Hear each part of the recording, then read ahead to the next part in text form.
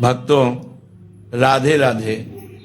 भक्तों ध्यान से सुनो, क्योंकि आज जो बात मैं बताने जा रहा हूं वह साधारण बात नहीं है। ये ऐसी सच्चाई है जिसे अगर हर घर याद रख ले तो पूजा पाठ से चमत्कार होने लगेंगे, और अगर भूल जाए तो हर दिन पूजा करने के बाद भी जीवन में उलझने, गरीबी, झगड़े और दुख बढ़ते ही रहेंगे। बहुत सारे लोग कहते हैं महाराज जी हम रोज पूजा करते हैं, रोज भगवान को जल चढ़ाते हैं, दीपक जलाते हैं, मंत्र पढ़ते हैं, पर घर में शांति नहीं है। पैसा आता है लेकिन टिकता नहीं, बच्चों की पढ़ाई में मन नहीं लगता, पति पत्नी में मनमुटाव रहता है, बीमारी बार बार घेर लेती है, भाग्य साथ नहीं देता। आखिर क्यों? तो भक्तों आज इसका उत्तर भगवान के नियमों में छुपा है। पूजा पाठ करने से पहले 5 महत्वपूर्ण बातें ऐसी हैं जिन्हें हर इंसान को याद रखना और पालन करना बेहद जरूरी है। यदि यह 5 बातें ध्यान में न रहें तो चाहे आप कितना भी भोग लगाओ, कितने भी मंत्र पढ़ो, चाहे आप लाख बार हाथ जोड़कर भगवान को पुकारो, फल फिर भी नहीं मिलता। क्योंकि भगवान वरदान भावनाओं को देखते हैं, लेकिन आसपास की ऊर्जा नियमों से चलती है। जैसे आग से भोजन पकता भी है और जलाता भी है, वैसे ही पूजा आपको ऊंचाई भी दे सकती है, और यदि नियम टूटे तो घर की किस्मत को नीचे भी गिरा सकती है। भक्तों मैंने कई ऐसे लोगों को देखा है जो हर दिन पूजा करते हैं, पर फिर भी उनका घर तन्हाई, तनाव, झगड़ों और चिंता से भरा रहता है, और उन्हें समझ नहीं आता कि गलती कहाँ हो रही है। जबकि गलती पूजा में नहीं, पूजा से पहले की आदतों में होती है। जब घर में नियम टूटते हैं तो पूजा का प्रभाव खत्म हो जाता है, और कभी कभी उल्टा असर भी कर देता है। इसीलिए आज की बात कान से नहीं दिल से सुनना, क्योंकि ये 5 बातें जीवन बदलने की ताकत रखती हैं। पहली गलती यह है कि पूजा पाठ करने से पहले घर में झगड़ा, तन आओ, क्रोध या मन में किसी के प्रति नफरत हो तो पूजा से लाभ नहीं मिलता, बल्कि घर की सकारात्मक ऊर्जा टूट जाती है। बहुत से लोग पूजा करने बैठते हैं पर मन में पड़ोसी की जलन, रिश्तेदार की नफरत, परिवार के किसी सदस्य की शिकायत, किसी ने बुरा कह दिया तो दिल में गुस्सा। ये सब भगवान के सामने जाने से पहले हटाना जरूरी है, क्योंकि गंदे कपड़े से सफाई नहीं होती। वैसे ही गुस्से और नफरत भरे दिल से पूजा करने से शांति नहीं मिलती। दूसरी बात, पूजा करने से पहले घर में स्वच्छता का नियम सबसे बड़ा है। भगवान वहां नहीं उतरते जहां जमीन गंदी हो, रसोई बिखरी हो, पूजा का स्थान धूल और जाले से भरा हो, और लोग कहते रहे कि भगवान हमारी नहीं सुनते। भक्तों भगवान सबकी सुनते हैं, पर स्वच्छता और पवित्रता के बिना सकारात्मक ऊर्जा घर में प्रवेश नहीं करती। जैसे धूप अगरबत्ती जलाते हो, उसका खुशबू तभी फैलता है जब हवा शुद्ध हो। तीसरी बात, पूजा पाठ में सबसे बड़ी गलती तब होती है जब लोग पूजा करते हुए जल्दबाजी करते हैं, घड़ी देखते रहते हैं, मन कहीं और होता है। शरीर पूजा में होता है पर मन चिंता में लगा रहता है। अगली किस्त कैसे भरूं, काम कब पूरा होगा, कौन क्या बोलेगा। पूजा सबसे पहले मन की होती है। अगर मन हर दिशा में भाग रहा है तो भगवान को पुकारने की आवाज दिल तक नहीं पहुंचती। चौथी गलती, पूजा के समय मोबाइल देखना, गाने चलाना, फोन उठाना, संदेश चेक करना। भक्तों ये सबसे बड़ा कारण है कि पूजा घर में असर नहीं कर पाती। भगवान की उपस्थिति में ध्यान भटका तो पूजा अधूरी हो जाती है। 5वीं और सबसे डरावनी बात, पूजा के तुरंत बाद झगड़ा, अपशब्द, ताना मारना या बुरा बोलना। ये गलतियां पूजा के सारे फल को मिटा देती हैं, बल्कि उल्टा असर कर देती हैं। बहुत घरों में ऐसा होता है कि सुबह पूजा करके लोग शाम तक झगड़ पड़ते हैं और फिर कहते हैं भगवान ने हमारा क्या भला किया। पर सच यह है पूजा ने किया था, पर झगड़े ने सब खत्म कर दिया। भक्तों ये 5 बातें इतनी गंभीर हैं कि यदि इन्हें बार बार तोड़ा जाए तो चाहे रोज 100 पूजा करो, घर में शांति और समृद्धि नहीं टिकेगी, और धीरे धीरे ये गलतियां पूरे घर की किस्मत को नीचे ले जाने लगती हैं। इसलिए आज जो मैं आगे बताने वाला हूं उसे जीवन में उतार लेना, क्योंकि ये केवल ज्ञान नहीं, घर बचाने वाला नियम है। भक्तों, अब हम एक एक करके इन 5 बातों की असली वजह समझते हैं, ताकि केवल डर नहीं, समझ पैदा हो और पूजा करते समय जीवन में सच्चा बदलाव दिखे। पहली गलती, यानी पूजा से पहले गुस्सा, नफरत और झगड़ा। इस बात के पीछे बहुत गहरी बात छुपी है। जब इंसान गुस्से में होता है तो उसकी सांस तेज होती है, दिल की धड़कन असंतुलित होती है और मन अशांत होता है। ऐसे समय में शरीर से ऐसी ऊर्जा निकलती है जो घर के वातावरण को भारी और नकारात्मक बना देती है। और इसी ऊर्जा के बीच जब पूजा शुरू की जाती है तो मंत्र का असर होने की जगह वही नकारात्मक कंपन चारों तरफ फैलते रहते हैं। भगवान को फूल, भोग या धन नहीं चाहिए, उनकोपन चाहिए, यानी आपके दिल की पवित्र तरंगें। और वह तभी उठती है जब मन शांत, सरल और निष्कपट होता है। इसलिए याद रखना, पूजा करने से पहले अगर किसी से मन खिन्न हो, किसी बात से दुख हो, तो जल झट से चढ़ाने की जगह 2 मिनट आंखें बंद करके बैठो, श्वास को धीमा करो, मन में कहो जो हुआ उसे भगवान पर छोड़ती हूँ, मैं अब शांति में जा रही हूँ। इसके बाद पूजा शुरू करो। तब महसूस करोगे कि पूजा का प्रभाव सच में अलग होता है। अब दूसरी बात, घर की सफाई, रसोई की स्वच्छता और पूजा स्थान की पवित्रता। यह केवल दिखावे की बात नहीं, विज्ञान और अध्यात्म दोनों कहते हैं कि गंदगी में नकारात्मक ऊर्जा सबसे ज्यादा पनपती है। धूल, टूटी चीजें, फटे कपड़े, जाले और बिखरा हुआ घर धीरे धीरे मन को भारी कर देते हैं, और मन भारी हो तो पूजा का असर नहीं चढ़ता। इसलिए हर भक्त यह नियम समझ ले, सुबह पूजा करने से पहले घर का दरवाजा, रसोई और पूजा स्थान साफ होना चाहिए, और शाम को दीपक लगाने से पहले भी वही सफाई जरूरी है। तभी घर में सकारात्मक ऊर्जा ठहरती है। तीसरी बात, पूजा में जल्दीबाजी और मन का इधर उधर भागना। जब इंसान घड़ी देखते हुए पूजा करता है तो ब्रह्मांड यह संकेत समझता है कि भगवान उसके लिए प्राथमिकता नहीं, मजबूरी है, और मजबूरी से कोई काम नहीं चलता। अगर मन चिंता में लगा है तो भगवान को बुलाने की आवाज अंदर तक नहीं पहुंचती। इसलिए पूजा के समय 5 मिनट के लिए एक ही नियम काफी है। जो चिंता है वो पूजा के बाद देखेंगे, अभी मैं सिर्फ भगवान पर ध्यान दूंगा। ये छोटा सा संकल्प पूजा को 10 गुना प्रभावशाली बना देता है।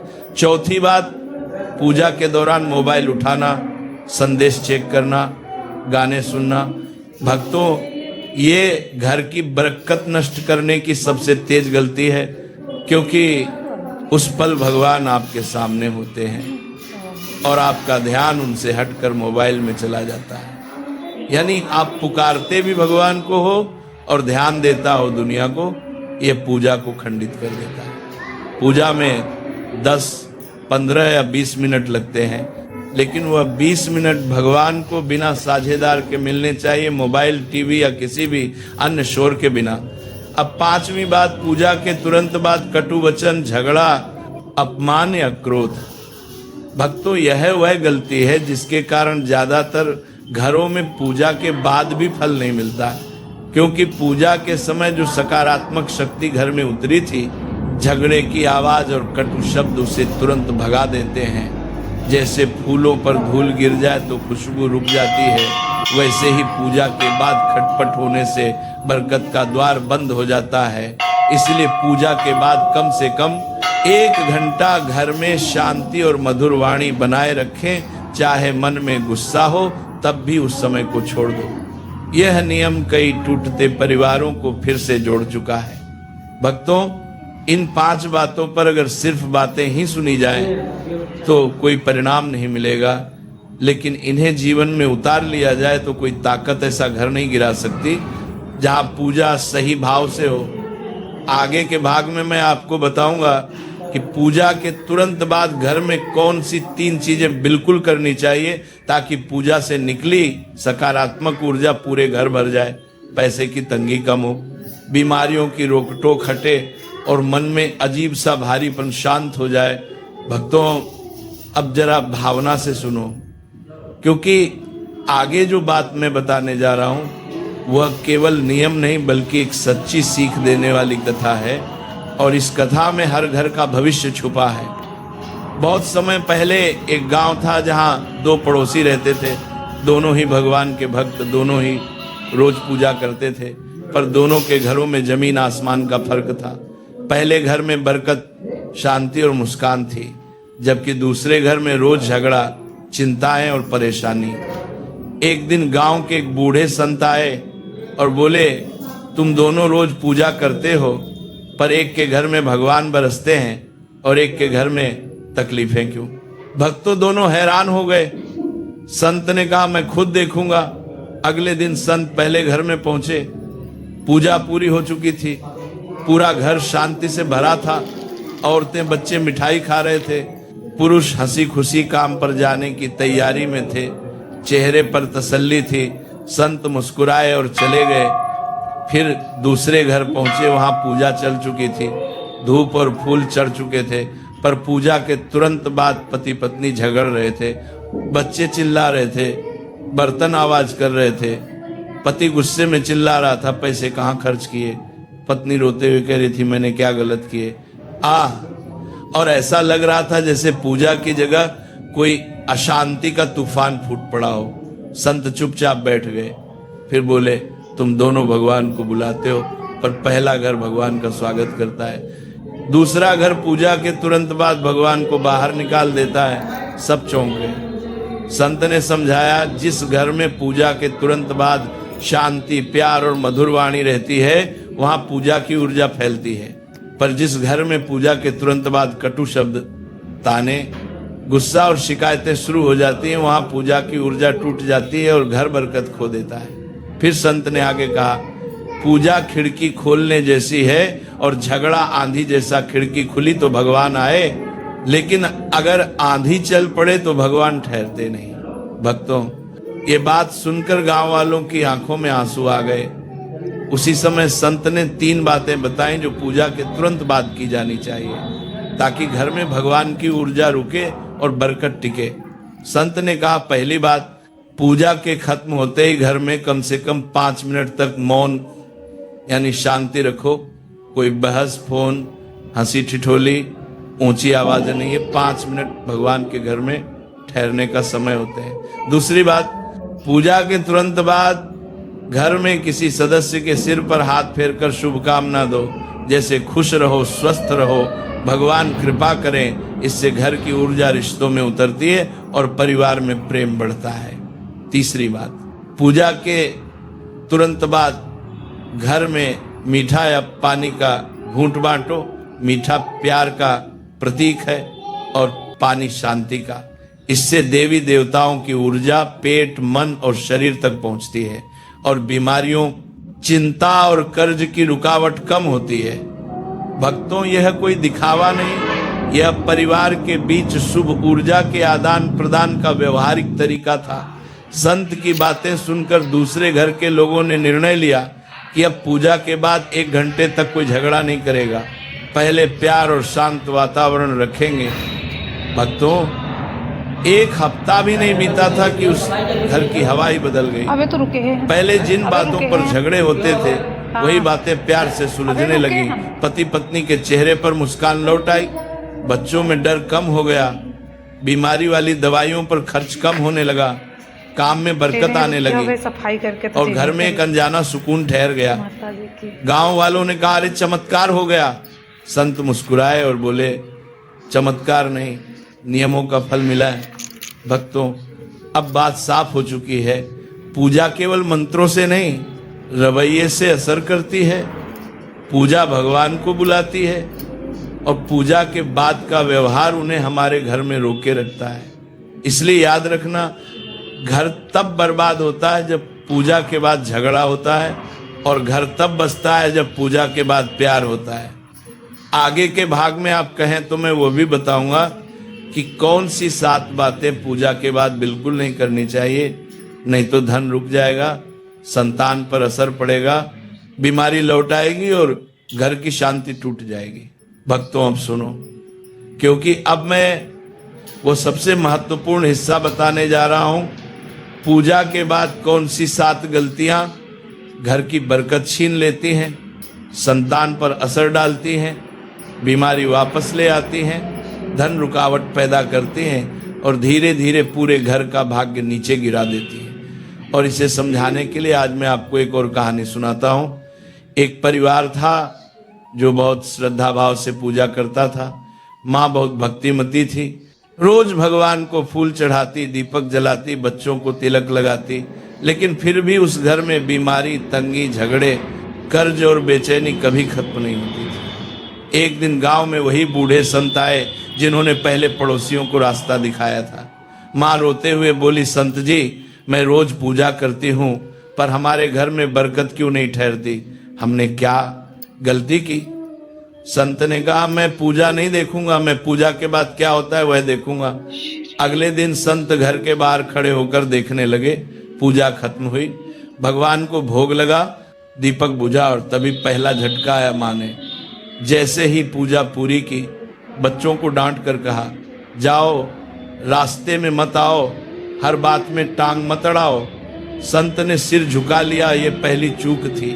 पूजा के बाद कटु शब्द बरकत को भगा देते हैं। फिर घर में बेटा दौड़ता हुआ आया और पत्नी बोली, रुको अभी मत खाओ, पहले मुझे दूसरे काम करने दो। यानी पूजा के बाद घर में मधुरता के बजाय चिड़चिड़ापन, ये दूसरी चूक थी। पूजा के बाद चिड़चिड़ापन पूजा की ऊर्जा को लौटा देता है। फिर कुछ देर बाद पति आया और पूजा के बाद बैठते ही पैसे की शिकायत शुरू कर दी। किस बात पर इतना खर्च किया, क्यों इतना खरीद लिया?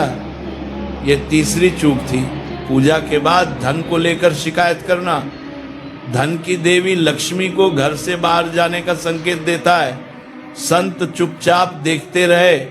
फिर चौथी चूक सामने आई, पूजा का प्रसाद सबको देने से पहले माँ ने कहा, पहले मैं खा लेती हूँ फिर बाद में बांटूंगी। भक्तों याद रखना, प्रसाद लेने में स्वार्थ पूजा का फल रोक देता है, क्योंकि प्रसाद बांटना प्रेम और समानता का प्रतीक है। इसके तुरंत बाद 5वीं चूक, पूजा का दीपक बुझने से पहले घर के लोग तेज आवाज में टीवी चला बैठे। भक्तों तीव्र शोर, हंसी, मजाक, फिल्मी गानों की आवाज पूजा की ऊर्जा को तुरंत काट देती है। फिर छठी चूक, पूजा के बाद किसी दूसरे के बारे में बुरा कहना शुरू हो गया। देखो पड़ोसी कैसे हैं, रिश्तेदार कैसे हैं। भक्तों ये बात याद रखना, पूजा के बाद चुगली, बदनामी, आलोचना सबसे तेजी से बरकत को नष्ट कर देती है। और फिर आखिरी 7वीं चूक, संत देखते रह गए।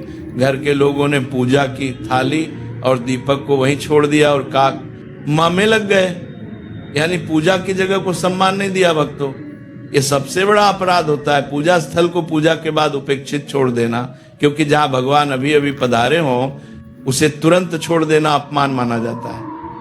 संत ने ये सब देखा और बोले, तुम्हारी पूजा बेकार नहीं जाती, पर पूजा के बाद की ये 7 गलतियां तुम्हारी किस्मत के धन को, घर की शांति को और भगवान की कृपा को ठहरने नहीं देती। संत ने सुना नहीं, उदाहरण दिया। समझो कि तुमने मिट्टी खोदी, बीज बोया, पानी डाला, धूप मिली, ये सब पूजा है। लेकिन पौधा उगने के पहले ही तुम रोज उसे जड़ से खींचकर फेंक दो तो क्या वह कभी बड़ा होगा? घर वालों की आंखों से आंसू बहने लगे। उन्होंने पूछा, तो क्या अब सुधार हो सकता है? संत ने कहा, जब आदमी गलती स्वीकार कर लेता है, सुधार की शुरुआत उसी दिन से हो जाती है। भक्तों उस परिवार ने संकल्प लिया कि पूजा के बाद 1 घंटे तक घर में कोई कटु शब्द नहीं बोलेगा, कोई शिकायत नहीं करेगा, कोई झगड़ा नहीं करेगा, कोई टीवी नहीं चलाएगा, प्रसाद सबको बराबर बांटा जाएगा और पूजा के बाद सबसे पहले किसी को आशीर्वाद दिया जाएगा। भक्तों 1 महीना भी नहीं बीता था, उस घर की बीमारी गई, कर्ज का बोझ हल्का हुआ, पति को काम मिला, बच्चों की पढ़ाई में मन लगा और सबसे बड़ा परिवर्तन, उस घर में हंसी लौट आई। लोग दूर दूर से कहते थे, अरे इनके घर चमत्कार हो गया। लेकिन संत ने सच बताया, चमत्कार भगवान ने नहीं किया, चमत्कार परिवार की समझ ने किया। भक्तों हमारे प्रिय विघ्नहर्ता श्री गणेश जी को समर्पित 7 हरी दूर्वा घास और दीपक वाला उपाय, यह उपाय खास तौर पर बुधवार के दिन, विशेषकर जब बुधवार और शुभ तिथि का मेल हो, जैसे यह पौष मास की बुधवार षष्ठी, तब तो इसका फल और भी बढ़ जाता है। गणेश जी को जितना प्रिय लड्डू है उतना ही प्रिय उन्हें दूर्वा घास बाती है। शास्त्रों में कहा गया है कि जहां सच्चे दिल से दूर्वा चढ़ती है वहां से विघ्न, बाधा, जादू टोना, बुरी नजर और रास्ते की रुकावटें धीरे धीरे कटने लगती हैं। इसलिए अब मैं आपको बहुत सरल भाषा में 7 हरी, दूर्वा और दीपक वाला पूरा उपाय एक एक कदम समझा रहा हूं, ताकि गांव की दादी भी सुने तो कर ले और शहर का बच्चा भी सुने तो समझ जाए। सबसे पहले बुधवार की सुबह स्नान कर लीजिए, साफ सुथरे, जितना हो सके हल्के और सादे कपड़े पहनिए। फिर घर के आसपास या अपने आंगन में जहां भी साफ हरी दूर्वा घास दिखे वहां से आपको 7 छोटी छोटी ताजी हरी कोमल दूर्वा तोड़नी है। लेकिन ध्यान रखना, उन्हें पैर से रौंदकर या जूते पहनकर नहीं तोड़ना। हमेशा नंगे पैर सम्मान से, जैसे किसी फूल को तोड़ते हैं वैसे ही धीरे धीरे नीचे झुककर दूर्वा घास को तोड़ना और मन में बोलना, जय श्री गणेश, विघ्नहर्ता की जय, ताकि तोड़ते समय भी भाव बना रहे। 7 का अर्थ बस गिनती नहीं, 7 दिशाओं, 7 लोकों, 7 दिनों और 7 ऊर्जा के द्वारों का प्रतीक माना जाता है। यानी आप पूरे जीवन के लिए बाधाओं को काटने की विनती कर रहे होते हैं। अब इन 7 दूर्वा को साफ जल से हल्का सा धो लीजिए, ताकि यदि उस पर धूल मिट्टी लगी हो तो हट जाए। इसके बाद गणेश जी के सामने एक छोटा सा घी वाला दीपक तैयार करिए, चाहे मिट्टी का दिया हो या आटे का, जैसा पहले समझाया था। गोल बाती वाला दीपक हो, उसमें शुद्ध घी भर दीजिए और बाती रखकर उसे प्रज्वलित कर दीजिए। अब गणेश जी की मूर्ति या फोटो के सामने वह दीपक रखिए। ध्यान रहे गणेश जी पूर्व या उत्तर दिशा की ओर हो तो और भी शुभ माना जाता है।